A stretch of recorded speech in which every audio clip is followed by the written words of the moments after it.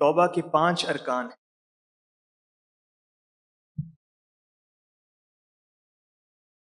پہلا رکن توبہ کا الاستغفار باللسان،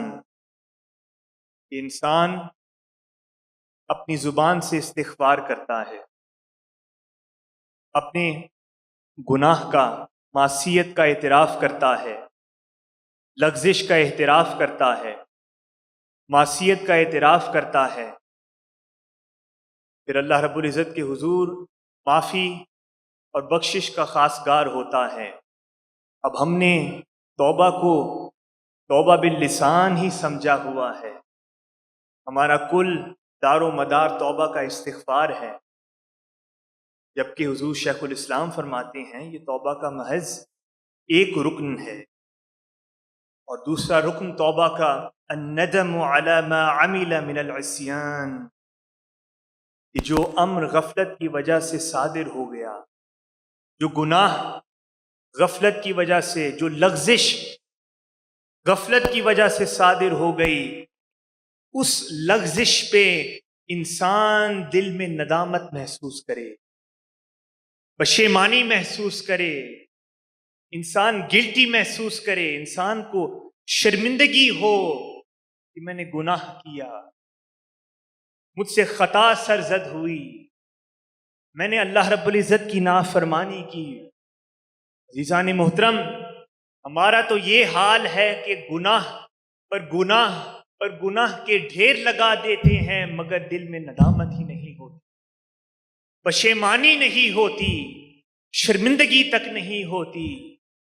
یہ دوسرا رکن ہے۔ آقا علیہ الصلوۃ والسلام نے ابن ماجہ میں نقل ہے، فرمایا التوبۃ ندامۃ، توبہ کی حقیقت ندامت۔ جب محسوس کریں کہ آپ کے دل میں گناہ اور معصیت پہ ندامت کا احساس ہے، شرمندگی کا احساس ہے، آپ سمجھ لیں کہ توبہ کا سفر شروع ہو چکا ہے۔ کے بعد تیسرا رکن توبہ کا الاقلاع عن الذنب بالابدان، کہ جو جسمانی اعضاء گناہ میں ملوث ہیں انہیں پاک اور صاف کر لینا، یہ توبہ کا تیسرا رکن ہے۔ اگر آنکھیں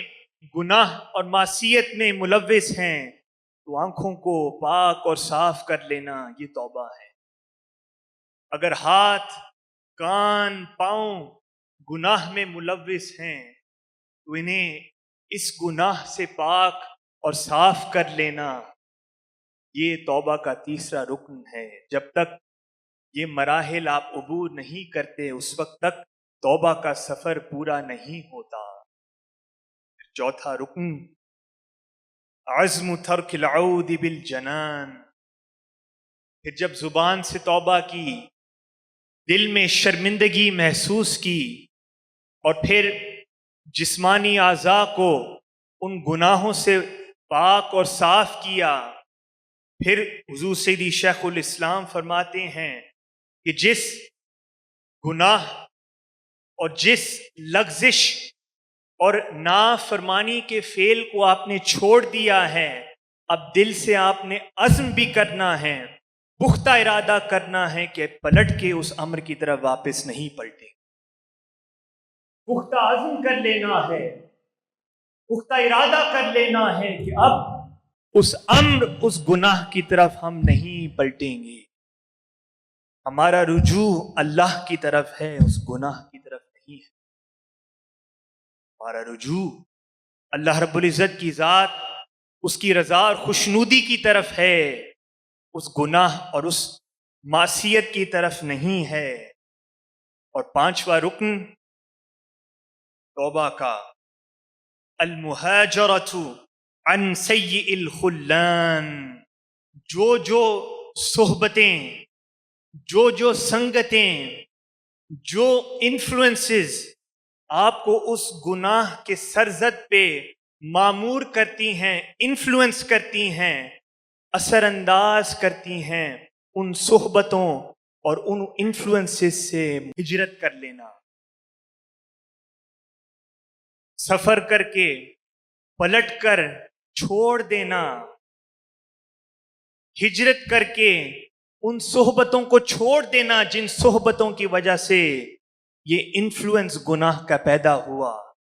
یہ انفلوئنس معصیت کی پیدا ہوئی، یہ انفلوئنس غفلت کی پیدا ہوئی، چاہے وہ فزیکل انفلوئنس ہوں، لوگوں کی صحبت چھوڑ دینا، ان دوستوں یاروں کو چھوڑ دینا جن کی وجہ سے معصیت، لغزش اور گناہ کی عادت پیدا ہوئی، ان پیجز، سوشل میڈیا پہ ان پیجز کو چھوڑ دینا، ان یوٹیوب چینلز کو دیکھنا چھوڑ دینا، ان ویب سائٹس کو دیکھنا چھوڑ دینا، ان لوگوں سے بات چیت چھوڑ دینا، ان سے بات نہ کرنا، ان کی مجلس میں نہ بیٹھنا، ان کی باتوں کا نہ سننا، ان سے انٹریکشن نہ کرنا، جس چیز سے گناہ کا انفلوئنس پیدا ہوتا ہے اس سے ہجرت کرنا، یہ توبہ کا 5واں رکن۔ ہم توبہ کے بھی دعوے دار ہیں،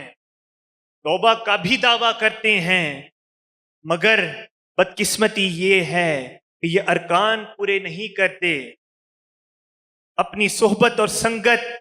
اپنی مجلس، کمپینین شپ کی اصلاح نہیں کرتے، جو ذرائع ہیں جس سے بدی پیدا ہوتی ہے، جس سے شر آپ کی طبیعتوں میں داخل ہوتا ہے، جس سے شر آپ کی زبان پہ داخل ہوتا ہے، کانوں میں داخل ہوتے ہیں، خیالات میں جم جاتے ہیں،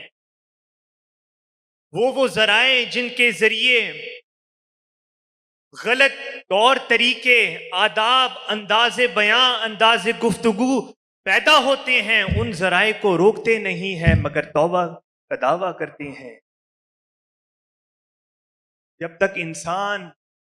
ان ذرائع کو روک نہیں دیتا اس وقت تک انسان کی توبہ ہوتی نہیں ہے، یہ سفر مکمل نہیں ہوتا۔